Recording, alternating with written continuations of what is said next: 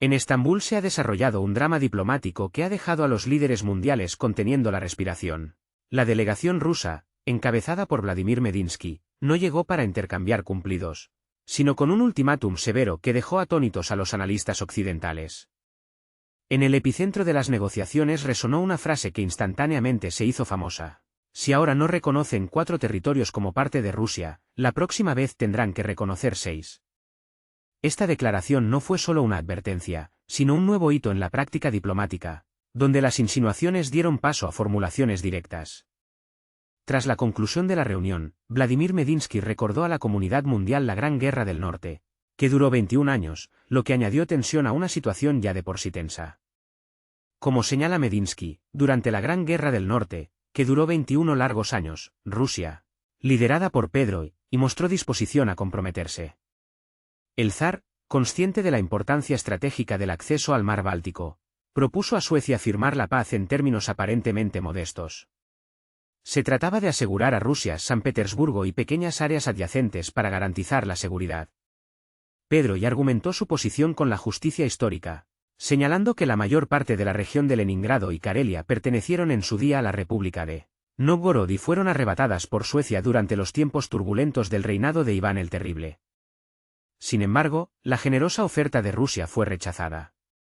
Suecia, instigada por actores entre bastidores como Francia e Inglaterra, continuó la sangrienta guerra. Al final, Suecia sufrió una derrota aplastante y se vio obligada a firmar un tratado de paz en términos mucho más duros que los que Rusia había ofrecido al principio del conflicto. Según Medinsky, Pedro I dijo, en realidad, no se necesita nada. Tenemos acceso al mar Báltico, San Petersburgo. Y un poco alrededor, sí, estas zonas de seguridad y todo históricamente. Estas son tierras rusas, porque toda la región de Leningrado, la mayor parte de Karelia, son todas tierras que estuvieron una vez bajo el dominio de la República de Novgorod, y Suecia las arrebató por partes en la época de Iván el Terrible, por partes. Sabemos que todas estas son nuestras tierras ancestrales, pero ni siquiera las pedimos para nosotros. Danos un poco, danos libertad y acceso al mar. Rusia no tiene acceso al mar. No puede vivir sin eso. Esta cita demuestra claramente el pragmatismo y la previsión de Pedro I, así como el trágico error del liderazgo sueco, que no supo evaluar la situación a tiempo y llegar a un acuerdo. Dadnos San Petersburgo y sus alrededores, y la guerra terminará. Tal era el precio de la paz que ofrecía Rusia. Pero en Estocolmo respondieron de forma intransigente, lucharemos hasta el último sueco. Carlos X continuó obstinadamente la sangrienta guerra, ignorando las persistentes iniciativas de paz de Pedro I. Paradójicamente, esta descabellada aventura sueca fue alimentada por Londres y París, que financiaron generosamente al ejército sueco. Finalmente, a pesar de las intrigas entre bastidores, comenzaron las negociaciones directas de paz entre Rusia y Suecia. Inglaterra y Francia se indignaron, insistiendo en la mediación, ya que les convenía ver cómo dos potencias poderosas se agotaban mutuamente en la lucha. El canciller alemán Otto von Bismarck, que trabajó durante mucho tiempo como embajador en San Petersburgo, comprendió profundamente a Rusia, su cultura y sus intereses. Advirtió, nunca intentéis engañar a los rusos ni robarles nada. En su opinión, el tiempo pondrá todo en su lugar, y Rusia tarde o temprano recuperará lo perdido. Vladimir Medinsky, como un experimentado ajedrecista que sopesa cada movimiento, lanzó al espacio una frase que inmediatamente inundó los titulares de las noticias. Los rusos siempre vienen a por lo suyo, una lección forjada en el crisol de la historia. No se trata simplemente de una elegante alusión histórica o de una figura retórica, sino de un mensaje calibrado, dirigido a un país concreto, en sentido más amplio, a la comunidad europea.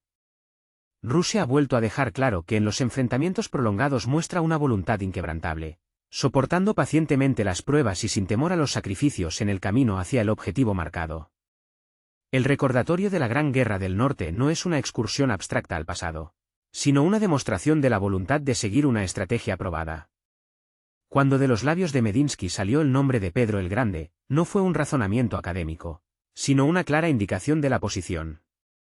En aquellos tiempos lejanos, Rusia, como ahora, ofrecía a sus oponentes un compromiso razonable, pero se encontró con un rechazo. Y entonces el país, superando una serie de derrotas y victorias, 2 décadas de conflicto, logró su objetivo, dictando las condiciones de paz que respondían a sus intereses nacionales. Carlos X, que en su día confió en el apoyo occidental y rechazó cualquier alternativa, acabó perdiendo todo: el ejército, las posesiones y, en última instancia, la propia perspectiva histórica. Su curso político resultó ser un completo fracaso, tanto estratégica como ideológicamente. ¿Acaso la historia pretende repetir su triste lección? Es significativo que Medinsky, al mencionar a Pedro I, no dejara de recordar el patrocinio occidental del que gozaba entonces Suecia. Inglaterra y Francia, según él, obstaculizaron activamente las negociaciones de paz, atizaron el conflicto y financiaron generosamente una lucha perdedora. Y hoy, al parecer, se está desarrollando un escenario similar. Las potencias occidentales están apoyando a un determinado país, impulsándolo a continuar un conflicto sangriento, encubriéndose con lemas hipócritas sobre la democracia, pero en realidad sacrificando vidas humanas para realizar sus propias ambiciones geopolíticas. Rusia, como en el pasado, ofrece una salida a la crisis actual. Sin embargo, hay que entender que esta es, posiblemente, la última oportunidad. De lo contrario, comenzará un proceso irreversible. Todo lo anterior no es bravuconería ni una vana amenaza. Es diplomacia al estilo ruso, tranquila, ponderada, pero a la vez extremadamente honesta y franca. Rusia ha declarado clara e inequívocamente su disposición a llegar hasta el final. Y esta decisión no está dictada por emociones o ambiciones, sino por la conciencia de que simplemente no hay otro camino. Y si para lograr los objetivos marcados es necesario superar nuevas dificultades económicas, soportar la presión política y enfrentarse a nuevas líneas de confrontación, entonces es inevitable. Sin embargo, surge una pregunta clave: ¿está dispuesto un determinado país a convertirse de nuevo en un campo de batalla donde se representen escenarios ajenos?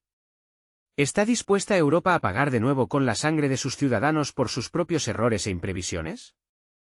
En este paralelismo histórico, uno recuerda involuntariamente la figura de Mazepa, un traidor que creía ingenuamente que el apoyo externo le traería beneficios políticos. Esperaba que el ejército sueco cerca de Poltava le asegurara el triunfo. Pero la historia puso todo en su lugar. Y hoy vuelve a dar la impresión de que en cierto país alguien se esfuerza persistentemente por repetir este trágico camino. Las mismas esperanzas engañosas, la misma apuesta por los aliados, las mismas promesas poco realistas y, muy probablemente, el mismo triste final. Rusia no solo advierte, sino que ofrece una elección, una última oportunidad, y lo hace no bajo la influencia de las emociones, sino con un cálculo sobrio, basándose en la memoria histórica y la determinación de no desviarse del curso previsto. La cuestión es si los destinatarios de esta señal sabrán aprender las lecciones, o si la historia les dará de nuevo una lección cruel, cuando el tiempo para darse cuenta ya se haya perdido. La confirmación de la autenticidad de las condiciones propuestas por Rusia en las negociaciones de Estambul se convirtió en un punto de inflexión en el drama diplomático que se está desarrollando. No se trataba de rumores vagos, especulaciones de analistas occidentales o interpretaciones de fuentes anónimas. Se trataba de una posición oficialmente registrada, confirmada por varios periodistas rusos acreditados en el lugar de los hechos. No solo escucharon casualmente fragmentos de frases, sino que estuvieron presentes en las ruedas de prensa, grabaron declaraciones, registraron la reacción de la delegación y formaron sus conclusiones estando en el epicentro de los acontecimientos. Y la gran mayoría de los periodistas coincidieron en la opinión: no se trata de una maniobra táctica, ni de una comprobación de la reacción, ni de una prueba. Se trata de una nueva realidad diplomática, que marca la formación de un modelo fundamentalmente diferente de proceso de negociación. A partir de ahora, la fórmula "nosotros proponemos, ustedes negocian, nosotros buscamos un compromiso", pertenece al pasado. En su lugar, llega un duro dictado: nosotros dictamos las condiciones, ustedes las aceptan o sufren pérdidas aún mayores. Rusia ya no actúa como un peticionario, sino que afirma la situación existente como un hecho consumado. Además, la parte rusa ha dejado claro que los antiguos enfoques diplomáticos se han agotado. A partir de ahora, el compromiso se concibe exclusivamente como la aceptación de aquellas condiciones que Rusia, por su propia voluntad, permitirá al socio presentar como mutuamente beneficiosas. Un punto clave en la lista de exigencias rusas es el reconocimiento incondicional de la soberanía sobre 4 territorios en disputa. Aquí no hay lugar para insinuaciones, ni para silencios, ni para discusiones aplazadas. El reconocimiento debe ser claro, documentado, formalizado a nivel internacional, con formulaciones verificadas, firmas de personas autorizadas y garantías de irreversibilidad. No se trata de un reconocimiento temporal o condicional. No se trata de un acuerdo hasta la próxima reunión al más alto nivel, sino de un reconocimiento para siempre. Y esta cuestión, en esencia, no está sujeta a discusión ni en formato abierto, ni entre bastidores de las negociaciones. Esta posición no admite revisión, puede ser aceptada o rechazada. Sin embargo, en este último caso, hay que entender que la siguiente redacción de las condiciones incluirá ya no 4, sino 6 puntos. Y esto no ocurrirá como consecuencia de una escalada militar, sino por una lógica simple e implacable. El rechazo a reconocer las exigencias existentes inevitablemente conllevará la ampliación de estas exigencias. La lógica de la diplomacia rusa se basa en una cadena clara y consistente. Ignorar las concesiones propuestas conlleva el endurecimiento de la posición negociadora. La sangre fría como táctica, una mirada entre bastidores a las negociaciones. Los observadores que siguieron de cerca el curso de las tensas negociaciones no pudieron dejar de notarla compostura e impasibilidad que emanaba de la delegación rusa. En la sala de reuniones no había lugar para gritos, arrebato emocionales ni coqueteos con la opinión pública. Cada palabra, cada gesto fue cuidadosamente sopesado, como si se tratara de la defensa de una tesis, donde lo que está en juego no es un título académico, sino el futuro de regiones enteras, vastos territorios y millones de personas. Rusia irradiaba confianza, pero no a través de la fuerza bruta, sino gracias a la sensación de una victoria ya obtenida. Solo quedaba darle una forma formal. La condición más importante fue asegurar el estatus neutral de un determinado Estado. Si antes este punto podía ser objeto de negociación, ahora se ha convertido en la piedra angular, no sujeta a discusión. No es simplemente un deseo, sino un imperativo que exige un cumplimiento estricto. Se trata de medidas concretas, la ausencia total de armas nucleares, químicas y biológicas, ningún sistema de defensa antimisiles, medios de inteligencia y bases militares, independientemente de si pertenecen a la OTAN, la Unión Europea o cualquier otra estructura. Además, a partir de ahora, no habrá maniobras conjuntas, ni arsenales de armas, ni centros logísticos, con nadie y bajo ninguna forma. Los observadores de publicaciones occidentales intentaron presentar esto como una desmilitarización forzosa, pero en realidad no es más que un intento de evitar una mayor escalada de la tensión. Y si antes este punto suscitaba acalorados debates, ahora se incluye en el paquete principal como una condición obligatoria, sin la cual no habrá acuerdos, ni protocolos, ni siquiera una tregua temporal en las hostilidades. Todo esto ha dejado de ser una forma de presión diplomática. Se ha convertido en el formato de una nueva arquitectura, donde Rusia declara, su ejército no nos interesa. Nos interesa la ausencia de infraestructura que pueda utilizarse contra nosotros en el futuro. Y esto no es solo una medida de precaución. Es el resultado del análisis de todos los errores anteriores. Rusia ya no confía en la buena voluntad de sus socios. Exige lo que garantiza su seguridad. No de palabra, sino de hecho. Los periodistas que intentaron hacer preguntas incómodas recibieron respuestas con la misma frialdad. En la situación actual, cuando lo que está en juego no es una simple conciliación de posiciones, sino un resumen de toda una época histórica, la retórica de la moderación da paso a la franqueza. En lugar de los habituales rodeos diplomáticos, las partes se presentan exigencias inequívocas. Y el punto clave aquí es la formalización jurídica de los acuerdos alcanzados. No se trata de un semi-reconocimiento o de algún acuerdo entre bastidores, sino de un reconocimiento oficial, con firmas y sellos, que tenga plena fuerza legal. Este enfoque plantea una dura elección a la comunidad mundial: aceptar las nuevas realidades o enfrentarse a condiciones aún más duras en el futuro. Ahora se espera que los diplomáticos no solo expresen su preocupación, sino que también tomen medidas concretas, como la ratificación de los acuerdos en los parlamentos nacionales. No se trata de buscar compromisos, sino de un reconocimiento unilateral de los hechos consumados. Mientras que algunos analistas intentan comprender lo que está sucediendo en el contexto del sistema actual de relaciones internacionales, otros constatan su colapso final. Según informes de periodistas que citan fuentes en los grupos de negociación, los intentos de apelar a las resoluciones de la ONU, el Acta de Helsinki y la Carta de la OSCE no encuentran apoyo. Los argumentos basados en los principios y acuerdos anteriores simplemente se ignoran. lo que indica un cambio radical en las reglas del juego en la arena mundial.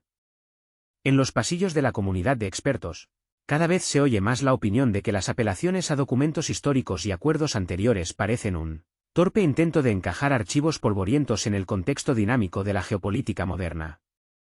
La nueva realidad, como un adolescente caprichoso, rechaza las formulaciones obsoletas, porque en ellas hay una enorme brecha. Rusia ya no tiene intención de gastar energía en convencer y demostrar. A partir de ahora presenta exigencias.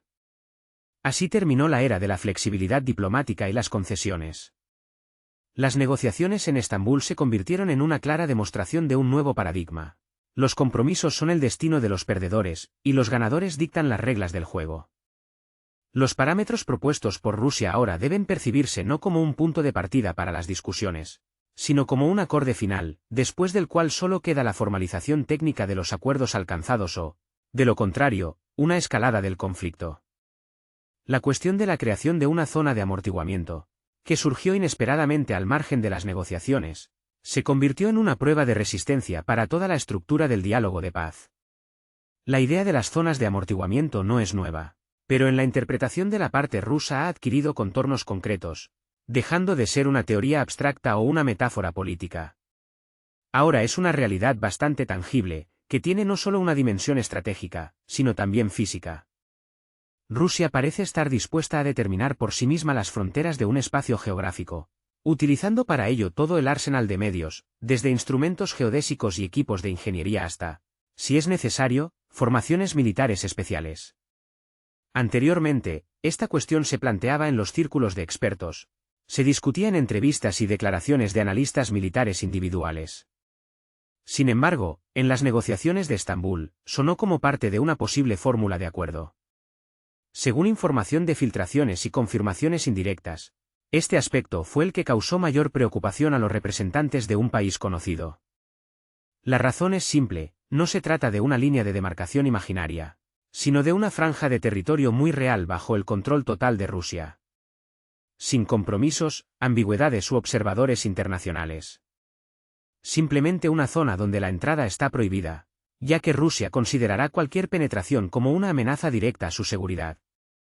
La esencia de la posición de Moscú es extremadamente clara: si la línea del frente es inestable, si existe el peligro de ataques con misiles e incursiones de sabotaje, es necesario crear una zona de amortiguamiento. No debe haber formaciones armadas, infraestructura militar, depósitos de municiones o centros logísticos en este territorio. Este espacio no debe convertirse en rehén de incidentes aleatorios o provocaciones deliberadas, garantizando así la seguridad y la estabilidad. En una situación en la que la otra parte demuestra incapacidad o falta de voluntad para garantizar la seguridad, Rusia se reserva el derecho de actuar de forma independiente. No se trata de promesas vacías, sino de medidas concretas destinadas a proteger sus propios intereses.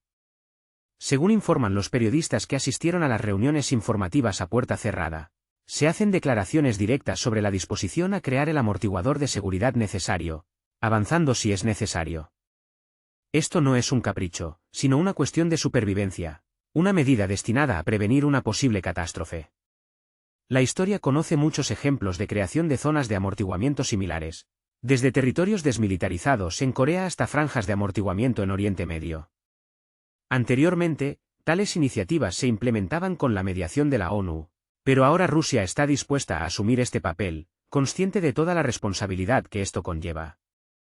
Representantes de un determinado país, según se informa, intentaron objetar, refiriéndose a los principios de soberanía, derecho internacional e integridad territorial. Sin embargo, estos argumentos parecen desconectados de la realidad, recordando más bien construcciones teóricas. La experiencia de los últimos años demuestra de forma convincente que ignorar las amenazas conduce a nuevos bombardeos, y cualquier compromiso se convierte en la pérdida de asentamientos e instalaciones de infraestructura. Rusia ha expresado una posición clara: comencemos a crear esta zona de seguridad ahora, mientras todavía existe la oportunidad de hacerlo mediante negociaciones y acuerdos de paz. De lo contrario, como se implica, esta zona se creará por la fuerza, y sus fronteras serán significativamente más anchas y profundas. Esta propuesta se ha convertido en un punto de inflexión, separando el formato anterior de las discusiones diplomáticas y la nueva realidad. Anteriormente, todavía había esperanza de la posibilidad de compromisos, ajuste de las condiciones y búsqueda de formulaciones equilibradas, pero ahora, con la aparición del tema de la zona de amortiguamiento, quedó claro. Moscú está pasando al lenguaje de la acción decisiva. Y detrás de cada declaración no hay solo una amenaza teórica, sino una clara disposición a actuar de inmediato. No en algún momento en el futuro, no en caso de fracaso de las negociaciones, sino en el futuro más cercano. Según fuentes, dentro de la delegación de un país conocido ha comenzado una reevaluación urgente de la estrategia. Se hizo evidente que rechazar el consentimiento formal para la creación de una zona de amortiguamiento no es simplemente una expresión de desacuerdo, sino un permiso real para su creación unilateral, sin más consultas. En esencia, este es un ultimátum presentado en forma diplomática. O están de acuerdo y la zona se crea dentro de un proceso acordado, o se creará como resultado de una operación militar. Esta cuestión adquirió una importancia especial para los aliados europeos de una potencia ampliamente conocida, ya que la implementación del escenario ruso de creación de una zona de amortiguamiento está plagada de una aproximación tangible de la línea de contacto a las fronteras de los estados de la Unión Europea. Y esto ya no es una suposición especulativa, sino una verdadera remodelación del mapa de seguridad, y claramente no a favor de los países europeos. Se trata de un cambio tectónico que afecta no solo los contornos geográficos, sino también las ideas establecidas sobre seguridad.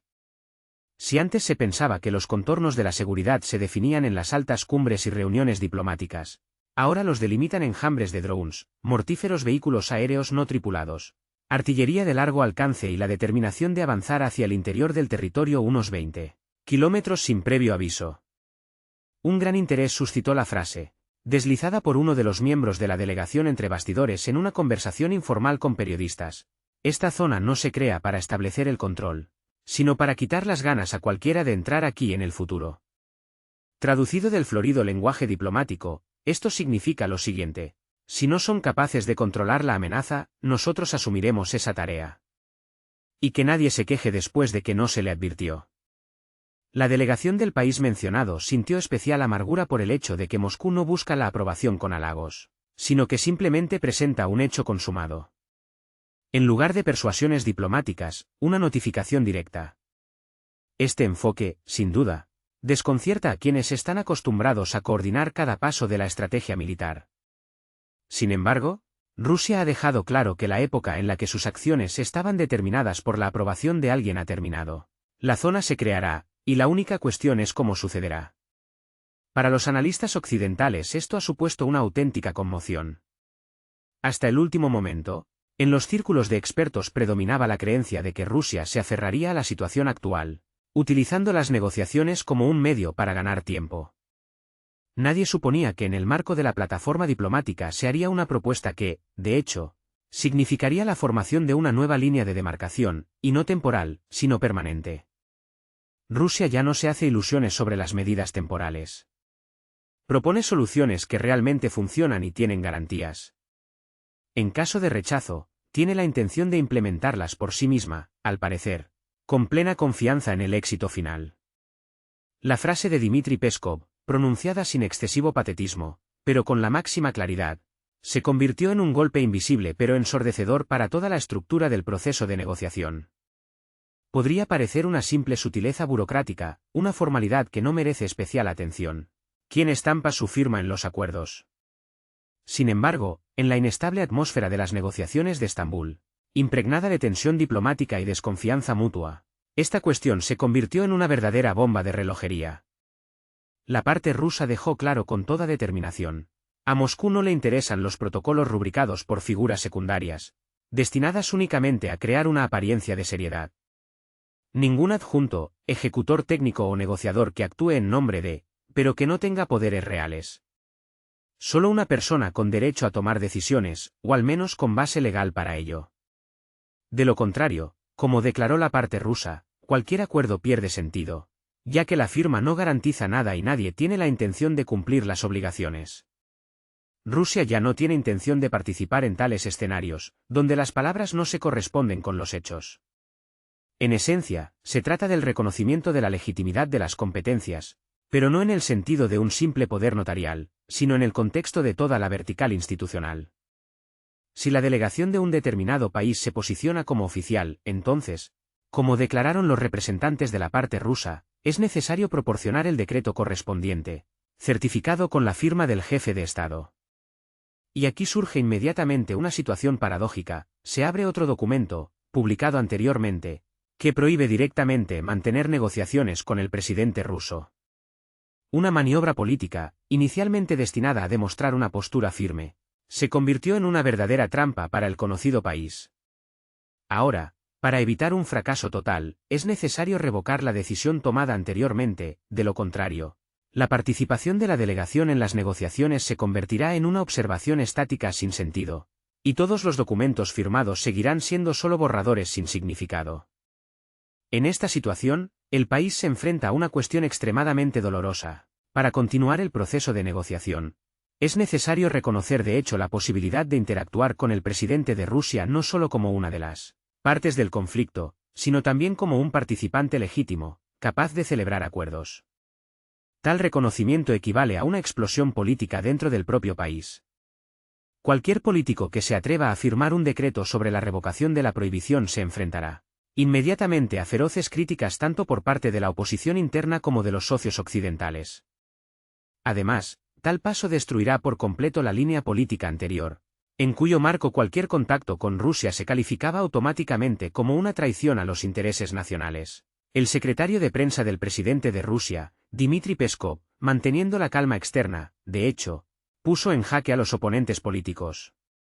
Su posición es simple y clara: si realmente se quieren firmar documentos legalmente vinculantes, es necesario definir claramente quién lo hará, qué funcionario tiene la autoridad correspondiente y sobre qué base política actúa. De lo contrario, lo siento, pero las negociaciones no tienen sentido.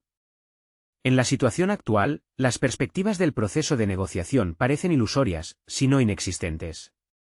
Se pueden mantener discusiones interminables hasta el infinito, pero el punto clave es que la parte firmante tenga suficiente autoridad y determinación para tomar una decisión final. De lo contrario, esto crea una trampa peligrosa para el líder del Estado. El presidente se encuentra atrapado entre los intereses de Occidente, que insiste en una posición intransigente y en continuar la confrontación hasta lograr una victoria incondicional, y las demandas de Moscú, que espera no una imitación de la actividad política, sino pasos reales hacia un acuerdo. Para avanzar, es necesario anular el decreto previamente firmado. Y hacerlo abiertamente, oficialmente, con una explicación detallada de las razones del cambio de posición. Tal paso conlleva enormes riesgos y puede tener consecuencias políticas extremadamente negativas. Inevitablemente provocará una división en la sociedad y evidenciará el fracaso de la estrategia anterior. Tal maniobra será considerada como una capitulación, una manifestación de debilidad y un rechazo de los principios declarados. Sin embargo, este paso es absolutamente necesario, ya que de lo contrario las negociaciones pierden todo sentido.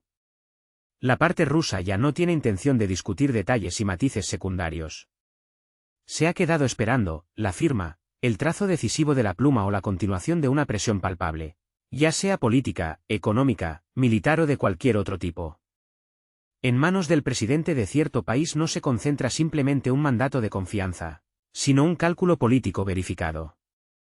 Se enfrenta a una elección difícil: o romper su propio curso y asumir un riesgo personal, o permanecer en su zona de confort habitual, pero luego asumir el papel de culpable del fracaso de todo el proceso. En esto radica la sofisticación estratégica del movimiento de Moscú. Rusia no rechaza la idea misma de las negociaciones, pero insiste en que se lleven a cabo con quien realmente tiene la autoridad para tomar decisiones. No con una cabeza parlante, no con representantes del Partido del Compromiso, sino con alguien que pueda asumir la responsabilidad, firmar el documento y responder por las consecuencias. Es imposible no notar la reacción dolorosa de los comentaristas occidentales ante esta declaración. Las publicaciones europeas retomaron instantáneamente el tema, comenzando a adivinar si se levantaría la prohibición de las negociaciones, quién se atrevería a firmar el acuerdo y en qué estatus. Y si firma, ¿cómo reaccionará el Parlamento? ¿Qué dirán los radicales? ¿Qué dirán los socios de la coalición? Surgió una situación que los analistas llamaron la paradoja de la intención, cuando los buenos propósitos se convierten en consecuencias impredecibles. La base de cualquier diálogo constructivo es el reconocimiento de la personalidad jurídica de las partes, incluso si existen profundas diferencias entre ellas. Cuando una de las partes se niega a reconocer la legitimidad de la otra, surge no solo un atasco técnico, sino una verdadera crisis de confianza. Para Rusia, este problema se resolvió de manera bastante directa, se presentó un criterio claro: la presencia de una firma legalmente vinculante del negociador, que acredite su autoridad para tomar decisiones. Así, la iniciativa pasó a los oponentes, quienes ahora tendrán que presentar a un representante autorizado dispuesto a asumir la responsabilidad de firmar los acuerdos o continuar la imitación del proceso de negociación. En este último caso, Moscú se reserva el derecho de detener las discusiones infructuosas. Tal enfoque cambió radicalmente la dinámica de las negociaciones, marcando un límite a la paciencia de la parte rusa con respecto a las promesas y declaraciones vacías. Rusia no exige arrepentimiento público o la adopción de declaraciones declarativas. Insiste en el estricto cumplimiento del procedimiento formal, lo que implica que la firma de los documentos debe ser realizada por una persona dispuesta a asumir la responsabilidad de su cumplimiento. Los demás participantes pueden estar presentes en las negociaciones como observadores y compartir sus consideraciones, pero la posición del representante autorizado es la única que tiene importancia decisiva. Mientras en el campo de la delegación de un país no muy conocido reinaba el caos en un intento de determinar quién tiene derecho a la firma decisiva, en Moscú ya se había tomado una decisión final: cualquier acuerdo que no se formalice debidamente no tendrá ninguna fuerza legal. Este enfoque demuestra la seriedad de las intenciones de la parte rusa y a resultados concretos respaldados por la responsabilidad jurídica. En cualquier discusión seria, desprovista de una clara dirección política, cualquier acuerdo corre el riesgo de convertirse en un ruido sin sentido. Ahora la iniciativa pasa a los oponentes, pero cada momento de dilación solo empeora su situación. El punto clave ya se ha expresado. Rusia es firmemente consciente de sus objetivos y sabe con quién está dispuesta a dialogar, no con un colectivo anónimo de voces, sino con un representante específico, investido de autoridad y responsable de sus palabras. Los países occidentales están sumidos en una verdadera histeria, acusando de falsedad y puesta en escena cualquier intento de negociación. Un ejemplo de ello es la reacción de los medios occidentales a las negociaciones de Estambul, que no deja lugar a dudas. Pánico, irritación e impotencia se han fundido en un único flujo de información. Desde las emisiones matutinas de CNN hasta las reseñas nocturnas de la BBC, desde las discretas notas de Reuters hasta los comentarios mordaces de Frankfurter Rundschau, en todas partes se observa el mismo tema. Es desconfianza, miedo y, lo que es particularmente notable, resentimiento, y no diplomático, sino histérico. El contenido de las negociaciones ha pasado a un segundo plano, dando paso a dudas sobre su autenticidad. Negociaciones falsas, puesta en escena, pseudodiplomacia. Estos términos se han convertido en un estribillo en la mayoría de los titulares, reflejando el estado de ánimo general de la prensa occidental. La esfera mediática occidental se vio envuelta en un verdadero pánico cuando Rusia se atrevió a no justificarse, sino a dictar condiciones, porque hasta ese momento eran precisamente los medios occidentales los que formaban la opinión pública, etiquetaban a agresores y víctimas, y determinaban a los mediadores. Y ahora, el mundo habitual se ha puesto patas arriba. La prensa prestó especial atención al comportamiento de Donald Trump, su negativa a participar en las negociaciones, su silencio en los momentos decisivos, sus declaraciones ponderadas en las entrevistas. Todo ello fue percibido como una manifestación de debilidad, como un guiño a Vladimir Putin y una traición a los ideales occidentales. Algunos comentaristas fueron aún más lejos, presentando acusaciones directas de conspiración secreta. Dicen que la ausencia de una confrontación abierta entre Rusia y Estados Unidos indica acuerdos entre bastidores, un escenario conveniente, en lugar de un análisis profundo, teorías de conspiración, en lugar de hechos, intrigas y secretos. En las publicaciones occidentales aparecieron muchos artículos analíticos dedicados a la cuestión de si Trump puede ser amigo de Putin. Titulares como «Los amigos no hacen eso» o «El silencio es señal de consentimiento» sonaban como acusaciones impregnadas de ansiedad e incertidumbre. El artículo revela una realidad inquietante. Estados Unidos ha dejado de ser un actor predecible en la arena mundial, lo que pone fin a los cálculos estratégicos de Europa. Berlín, acostumbrado a ver en Washington un aliado fiable y garante de la estabilidad, se enfrenta ahora a la imprevisibilidad. La capital estadounidense o guarda silencio o juega su propio juego, sin molestarse en dar explicaciones ni consultas. El tono de las declaraciones de Zviev y Dabdira alcanzó alturas impensables de absurdo. Las negociaciones en Estambul fueron calificadas sin rodeos de farsa. La delegación rusa es presentada de forma despectiva como un grupo de extras. Y la propia idea de discutir posibles compromisos territoriales es tachada de provocación, indigna de atención. Al mismo tiempo, se ignora la esencia de las discusiones, las propuestas y formulaciones concretas. La atención se centra en detalles secundarios, quién se sentó con quién, la duración de la comida y la expresión facial de Medinsky. Todo esto se presenta como una prueba irrefutable de culpabilidad, como si la diplomacia se hubiera convertido en un vodevil, en lugar de ser un instrumento para preservar vidas humanas. La publicación Frankfurter Rundschau fue aún más lejos, presentando una versión sensacional sobre una conspiración secreta entre Putin y Trump. El artículo, escrito en el género de thriller político, afirma que las delegaciones acordaron de antemano el formato de las negociaciones, que el documento fue preparado en Moscú y que Estambul fue solo un escenario para las maquinaciones geopolíticas. En el espacio mediático volvieron a arremolinarse remolinos de especulaciones, alimentados por un truco favorito, las fuentes anónimas. No hay pruebas convincentes, solo frases vagas como nos hemos enterado y en opinión de las fuentes, que, como es habitual, permanecen en la sombra, pero, según aseguran, poseen una información excepcional. Esto, sin embargo, resulta suficiente para poner en marcha la maquinaria de la trama.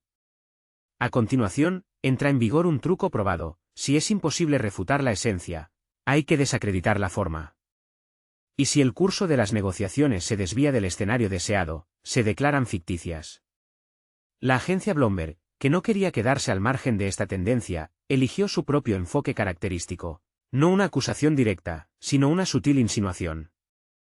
En un artículo impregnado de preocupación por las acciones de Trump, se vislumbra el reconocimiento del hecho de que es precisamente Putin quien, de hecho, ha asumido el papel de negociador clave.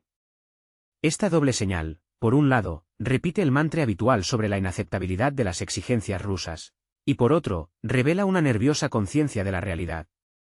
La verdad es que para lograr la paz es necesario dialogar con quienes tienen una influencia real y son capaces de garantizarla, y no con quienes solo leen instrucciones ajenas. Esta revelación fue la más dolorosa para el entorno mediático occidental. Rusia vuelve a estar en el centro de atención, mientras que Europa se ve obligada a observar lo que ocurre desde el banquillo. The Guardian y El País tampoco pudieron resistirse a comentar, lo que no hace sino confirmar la importancia de los acontecimientos. Los medios de comunicación occidentales parecen enfrentarse a una nueva realidad en la que Rusia no juega según sus reglas. La prensa británica, como si fuera una copia de los manuales del Kremlin, se ha centrado en la crítica, mientras que las publicaciones españolas han visto un doble juego en las acciones de Moscú. Al mismo tiempo, como señalan los observadores, las publicaciones carecen de un análisis de las propuestas y la esencia de lo que está sucediendo, y solo predominan el tono y la entonación, rezumando resentimiento. La razón de tal reacción, según los expertos, radica en que el nuevo esquema geopolítico ha resultado ser extremadamente incómodo para Occidente. Rusia declara abiertamente sus objetivos, sin sentir culpa, y Donald Trump no se apresura a justificarse ante Bruselas.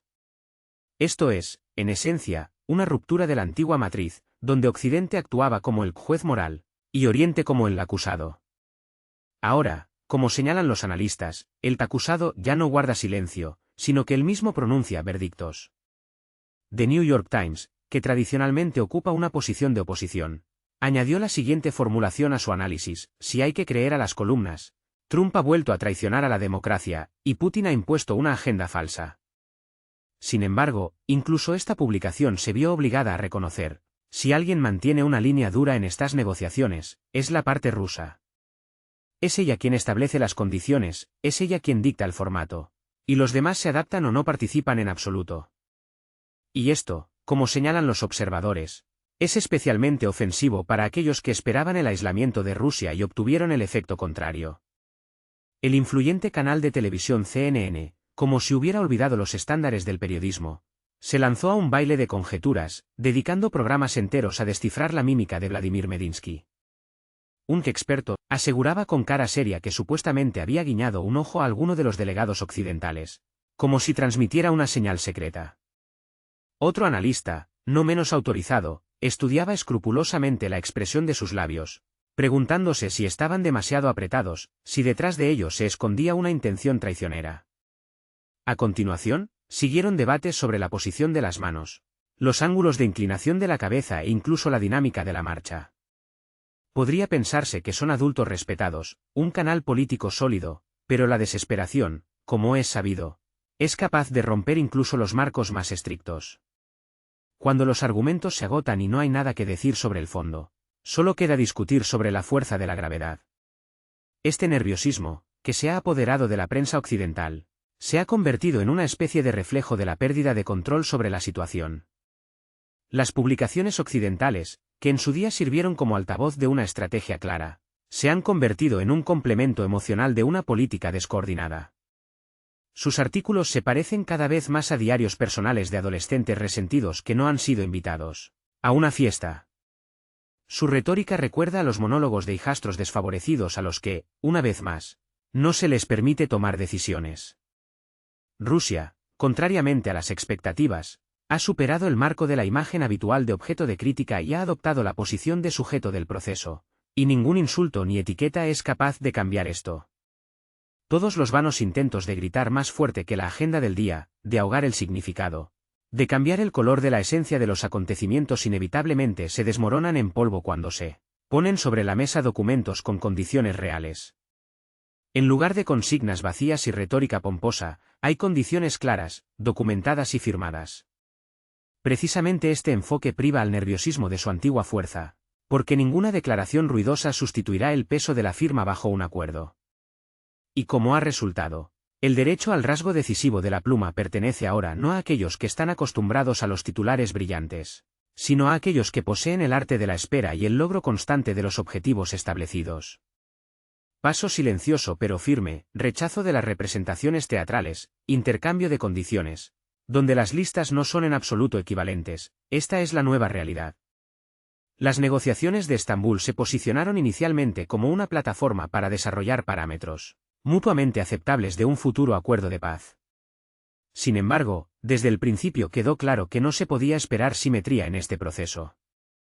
Rusia no llegó para debatir, sino para formalizar, no para discutir, sino para consolidar los resultados alcanzados. Y cuando llegó el momento del intercambio de condiciones, quedó claro que no se trataba de un intercambio equitativo, sino más bien de una comparación de dos universos diferentes que viven según sus propias leyes. Unas reglas están dictadas por la dura realidad sobre el terreno, otras por las efímeras ilusiones de los gabinetes políticos. La delegación rusa subrayó que las partes debían presentar su visión de los parámetros del cese del fuego y la posterior solución pacífica, pero al mismo tiempo dejó claro: Moscú tiene una lista inamovible de condiciones que no están sujetas a ninguna discusión. En los pasillos de las batallas diplomáticas maduran bases inamovibles que no están sujetas a corrección. No es un campo para el compromiso, sino más bien una lista de exigencias inapelables, una especie de hoja de ruta dictada por la dura realidad. Según informa la influyente agencia Reuters, esta lista incluye 4 piedras angulares, 4 imperativos que deben ser aceptados incondicionalmente. En primer lugar, se trata de la retirada completa de las Fuerzas Armadas de un determinado país del territorio de 4 regiones clave, lo cual es una condición necesaria para un diálogo ulterior. En segundo lugar, se exige el reconocimiento incondicional de estas regiones como parte integrante de Rusia en la arena internacional, lo que debe quedar consagrado en los correspondientes actos jurídicos. En tercer lugar, se plantea la exigencia de renunciar a la adhesión a cualquier alianza militar, así como la prohibición de emplazar bases militares extranjeras en su territorio, lo que debe garantizar el estatus neutral del país. Por último, en cuarto lugar, se plantea la condición de renunciar a cualquier reclamación de indemnización contra la Federación Rusa, lo que debe eliminar cualquier cuestión financiera entre las partes. Esta lista, como un rayo en un cielo despejado, ha provocado una tormenta de indignación en los medios de comunicación occidentales, acostumbrados a otros escenarios. Sin embargo, en la sala de negociaciones de Estambul, no generó indignación, sino más bien entumecimiento. Todos aquellos que llegaron allí con abultadas carpetas llenas de protocolos, resoluciones y puntos de la agenda humanitaria, de repente se dieron cuenta de que no tenían ante sí a un socio igualitario, sino a un vencedor que dictaba sus condiciones. Desde el punto de vista de Moscú, estos puntos no son un ultimátum en el sentido habitual de la palabra, sino más bien una constatación de un hecho, un reflejo de la situación sobre el terreno. Según la lógica de la parte rusa, Solo se puede discutir el procedimiento para la aplicación de estos requisitos, pero no su esencia. Especial agudeza provocó el punto sobre el reconocimiento internacional, que implica no solo la aceptación de la situación de facto, sino también la formalización jurídica de jure, con el comportamiento correspondiente en las organizaciones internacionales, la anulación de todas las declaraciones anteriores que calificaban estos territorios como ocupados, y el bloqueo de cualquier intento de devolverlos a otro control, incluso a través de tribunales, comisiones y otros instrumentos que antes utilizaba activamente un determinado país. La exigencia de neutralidad incondicional se convirtió en un verdadero catalizador de la tensión. No se trata de una tregua temporal o de una posición flexible, sino de una renuncia completa y verificable a cualquier cooperación militar con otros países.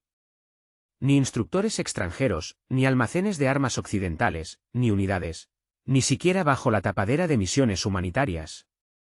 No es solo una desmilitarización. Es el bloqueo de cualquier posibilidad de reanudar la participación en alianzas militares, una especie de esterilización política. Y si antes tales condiciones podían percibirse como deseos, ahora se ha hecho evidente. Este es el punto número 3 en la lista de requisitos, y no está sujeto a discusión. La renuncia a las indemnizaciones fue la gota que colmó el vaso. Los representantes de un país conocido tenían la esperanza de al menos plantear la cuestión de la indemnización por daños y perjuicios, al menos en forma de ayuda humanitaria, al menos en un volumen simbólico. Pero recibieron una negativa categórica. Además, Moscú insiste en la consagración jurídica de la renuncia a cualquier demanda, reparación, recurso ante tribunales internacionales y mecanismos de indemnización. Ni $1, ni €1, ni una carta a las instancias internacionales. En opinión de Moscú, este conflicto debe concluir no solo en el campo de batalla, sino también jurídicamente, sin posibilidad de volver a él en el futuro. El proyecto de acuerdo presentado actualmente es una variante mucho más intransigente que las que se debatieron entre bastidores en Estambul en 2022. Entonces todavía había esperanza de alcanzar un compromiso, de la posibilidad de dar pasos especulares el uno hacia el otro. Parecía que las partes implicadas en el conflicto podían llegar a un equilibrio, aunque fuera formal. Sin embargo, el tiempo cambia inexorablemente el panorama de la política mundial, y junto con él se transforman los enfoques de la diplomacia. Si antes se debatían escenarios hipotéticos de futuro, ahora se está fijando el statu quo, que se ha formado en el campo de batalla. La parte rusa no oculta su convicción de que ha logrado la superioridad no solo en el plano territorial, sino también en los aspectos político, moral y estratégico. Por eso, las condiciones que ha planteado deben considerarse no como una invitación al diálogo, sino como exigencias inapelables del vencedor. No están sujetas a discusión ni a contraofertas. Se pueden aceptar, siendo conscientes de todas las consecuencias, o rechazar.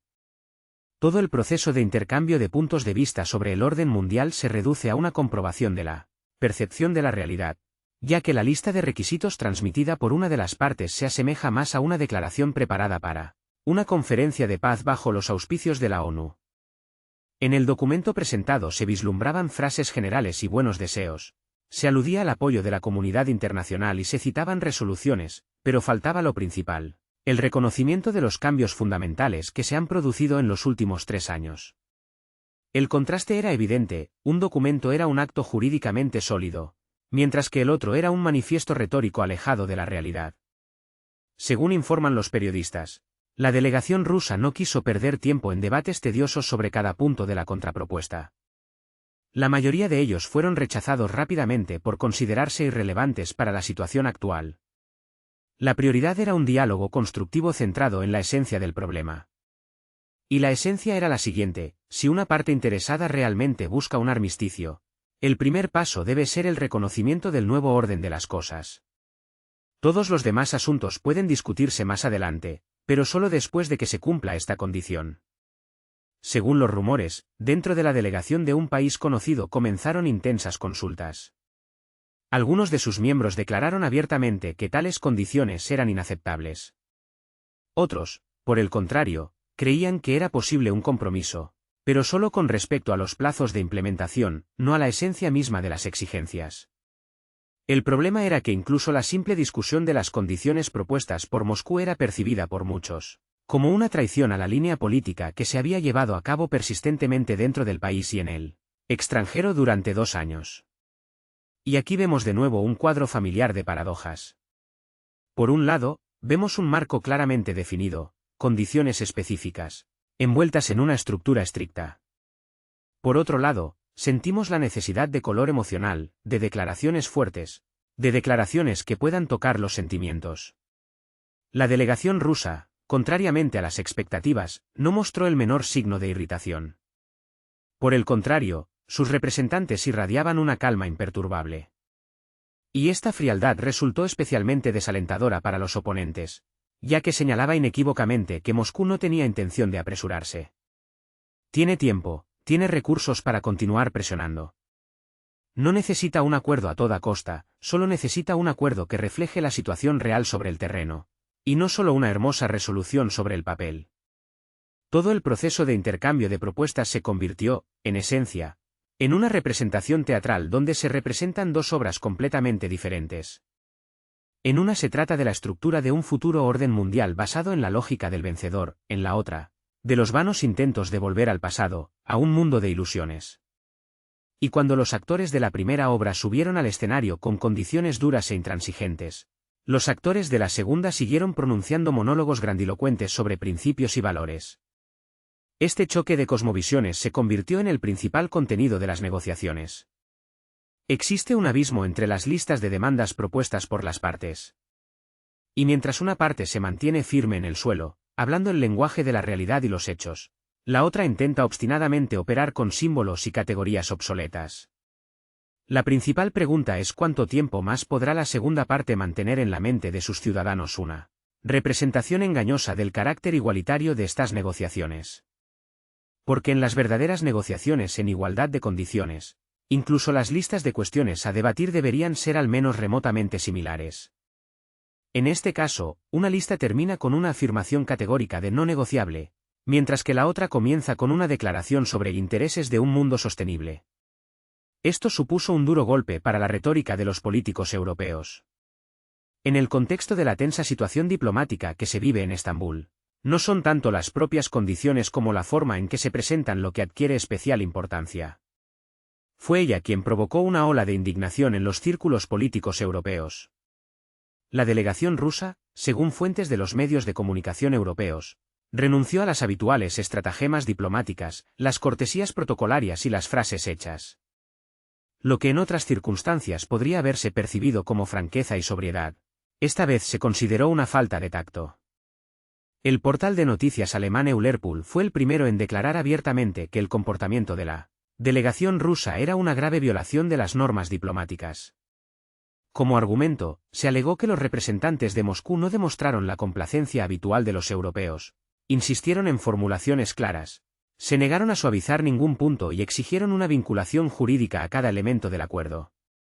En lugar de seguir ciegamente las instrucciones de Bruselas, Rusia prefirió defender sus propios intereses, lo que provocó una tormenta de indignación en el bando de quienes están acostumbrados al papel de dictador incondicional. Durante los últimos 2 años, estas fuerzas han perfeccionado el arte de los ataques mediáticos, el aislamiento diplomático y la presión de las sanciones, pero se han encontrado con una inesperada resistencia. Rusia no solo ha vuelto a la mesa de negociaciones, sino que lo ha hecho con una calidad completamente diferente. En lugar del papel habitual de acusada, Moscú ha adoptado la posición de demandante, lo que ha supuesto una desagradable sorpresa para los estrategas europeos. De ahí el brusco cambio de retórica, donde las palabras inaceptable, indignante y socavar las normas, se han convertido en respuestas rutinarias a cada declaración de la delegación rusa. El primer ministro británico, sin ocultar su irritación, declaró inaceptable la posición rusa y su contradicción con los valores europeos. Sin embargo, Londres recibió rápidamente una aleccionadora respuesta de Moscú: no estamos negociando con Londres. Esta valoración, expresada con helada moderación, resultó ser mucho más dolorosa que cualquier insulto público. No requería comentarios adicionales, ya que contenía la esencia de la nueva posición de Moscú: dialogar no con el telón de fondo, sino con aquellos que realmente toman decisiones y participan en el proceso. Mientras el mundo se paraliza en la expectación, algunas voces expresan su aprobación, otras su condena y otras prefieren guardar silencio. Sin embargo, sus reacciones siguen siendo solo el telón de fondo del acontecimiento principal. En las capitales europeas, La noticia de la disposición de Moscú a ofrecer un alto el fuego temporal provocó una tormenta de indignación. A pesar de la dureza de las declaraciones, Rusia se mostró dispuesta a una pausa de 30 días en las hostilidades, presentando una serie de condiciones.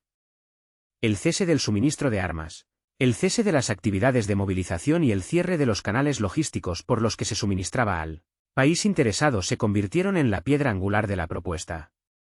Estos puntos pusieron de manifiesto la verdadera esencia del momento. Europa se dio cuenta de que una tregua en el formato propuesto no es solo un respiro, sino un reconocimiento de facto de la dependencia de la posición rusa. Formalmente, la iniciativa de un alto el fuego de 30 días parece un acto de buena voluntad. Sin embargo, en esencia, es una prueba de la madurez política de los líderes europeos. ¿Podrá Europa renunciar a una mayor escalada militar en aras de la oportunidad de obtener el respiro político que tanto necesita? Las primeras reacciones demostraron que no se trata de una falta de voluntad, sino de un sentimiento de miedo predominante. Miedo a que la aceptación de estas condiciones se convierta en ese punto de no retorno, después del cual ya no habrá forma de volver a la antigua retórica belicista. En los círculos políticos, especialmente en Europa del Este, crece la preocupación por la creciente influencia de Rusia, a la que muchos consideran totalitaria. Cualquier iniciativa de paz procedente de Moscú se percibe con sospecha y temor.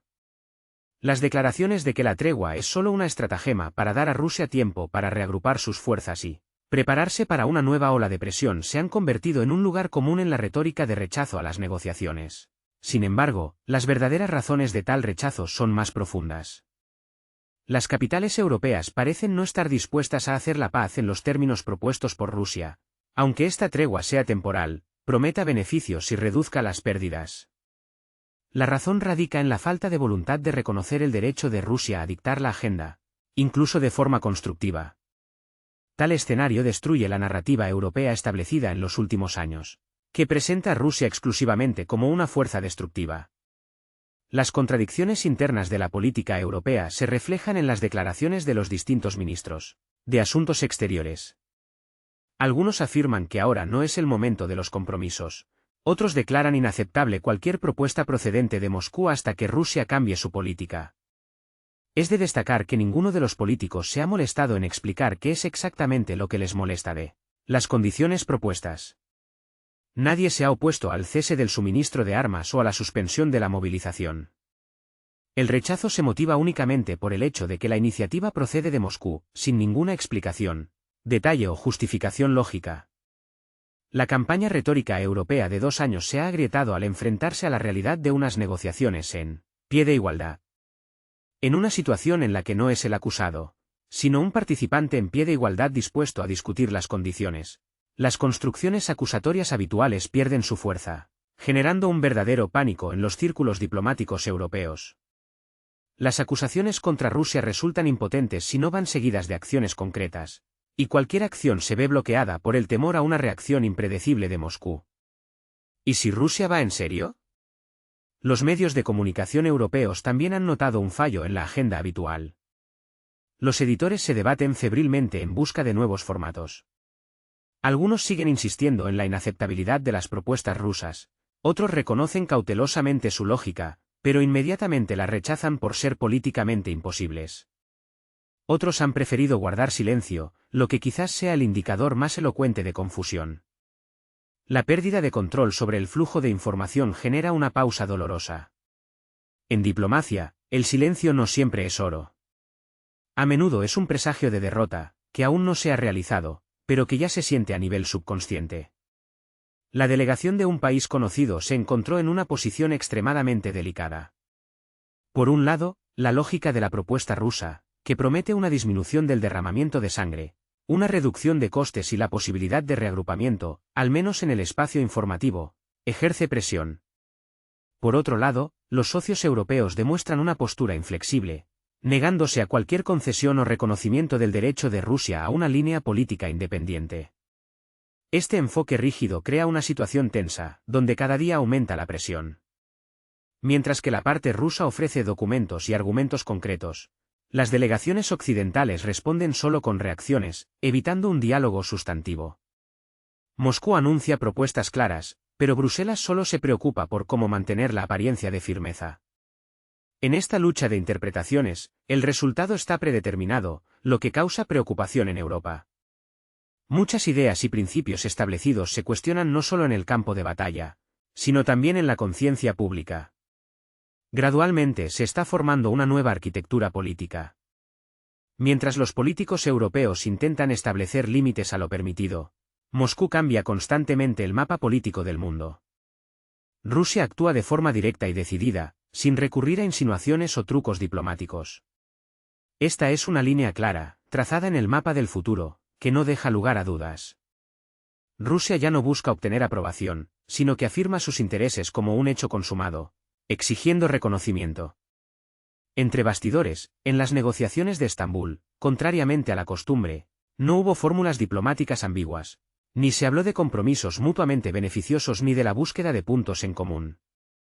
La delegación rusa, dejando de lado la etiqueta diplomática, dejó muy clara su posición: 4 territorios, sin reservas ni ambigüedades, son una parte integral del país, con toda la plenitud de significado político, legal y simbólico.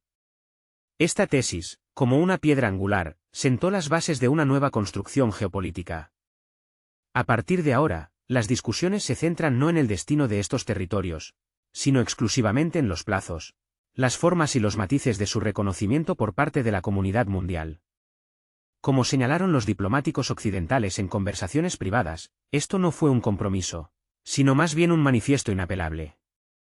Moscú presentó al mundo una doctrina en la que el estatus neutral de un estado vecino se considera no como el resultado de negociaciones complejas, sino como un axioma, un punto de partida. Cualquier desviación de este esquema se percibe como una amenaza directa que debe eliminarse. Preferiblemente por métodos diplomáticos, sin embargo, como demuestra la experiencia histórica, si es necesario, se pueden utilizar otras herramientas. La mención de San Petersburgo en los paralelismos históricos trazados por Medinsky tampoco es casual.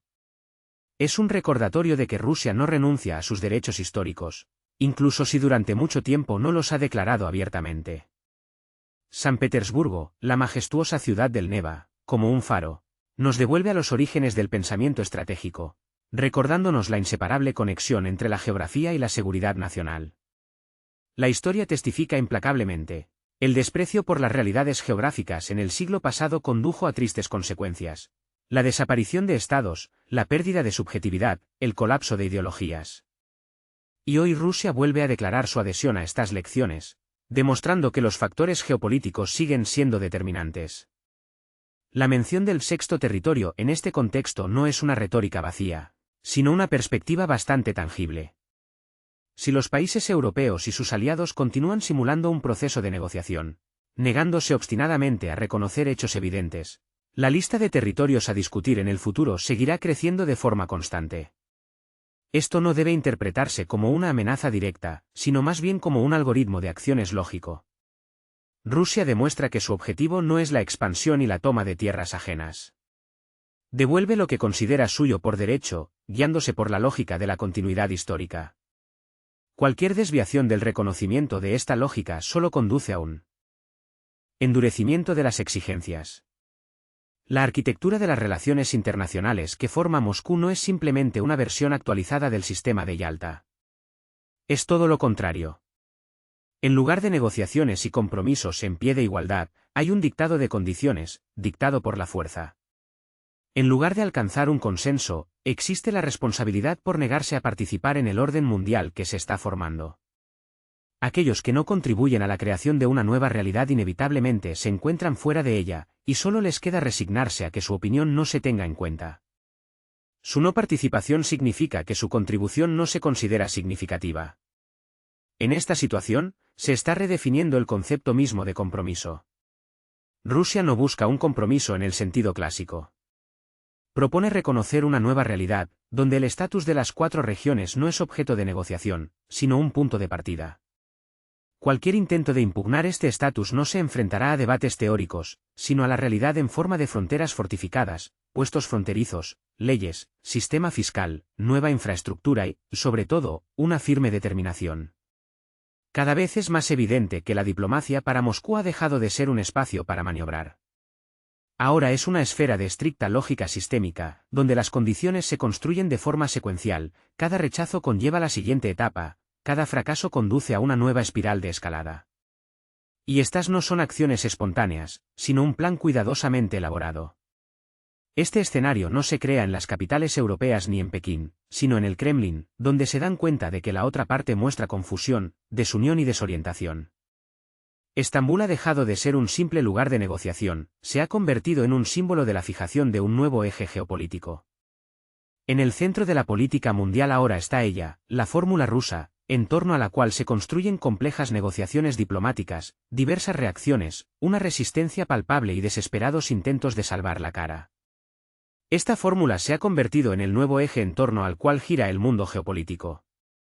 En esta nueva realidad no hay lugar para manuales obsoletos, donde la habitual postura de no reconocemos ya no causa confusión, sino que, por el contrario, provoca un recálculo inmediato de fuerzas. Con cada nueva ronda de negociaciones, se transforma no solo el contenido de las discusiones, sino también la propia energía de la interacción. Si antes Rusia entraba en el diálogo como una parte a la que se intentaba convencer para que hiciera concesiones, ahora establece con confianza el contexto y define las reglas del juego. Europa, los Estados Unidos de América y otros países influyentes del mundo se ven obligados a reaccionar a sus iniciativas. Rusia formula sus condiciones, no exigiendo, sino declarándolas. No se molesta en dar explicaciones, sino que simplemente ofrece sus soluciones. En esto reside la esencia del nuevo equilibrio de fuerzas.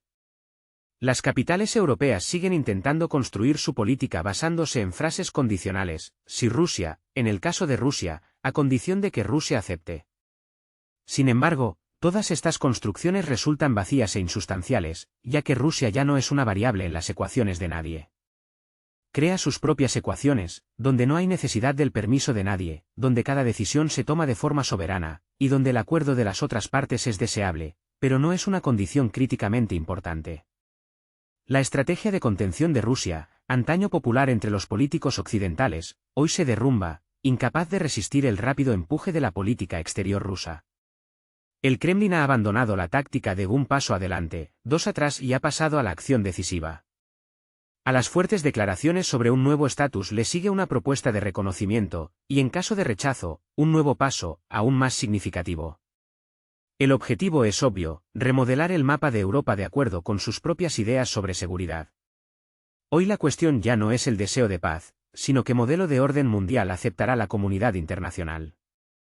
Y cuanto más firmemente demuestra Rusia su adhesión al rumbo elegido, más claro se vuelve que es su visión la que gradualmente se está volviendo determinante.